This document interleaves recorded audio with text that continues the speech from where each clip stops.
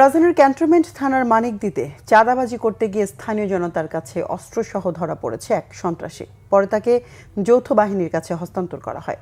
রবিবার রাতে এক সংবাদ সম্মেলনে মানিকদি ক্যাম্পের কমান্ডার মেজর বজলুর রশিদ জানান, সকালে বোরকা পরে সাংবাদিক পরিচয়ে মানিকদির ঠিকাদার আব্দুর রবের বাসায় যায় আনোয়ার হোসেন বুলবুল ও তার দুই সহযোগী।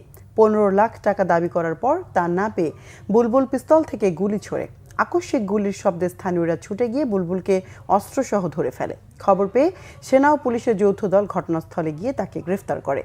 মেজর বজলুর রশিদ আরও জানান, অস্ত্র, মাদক ও চাঁদাবাজির মামলায় এর আগে অন্তত 8 বার গ্রেফতার হয়েছিল বুলবুল। ঘটনায় জড়িত অন্যদের ধরতে অভিযান অব্যাহত আছে বলেও জানান তিনি।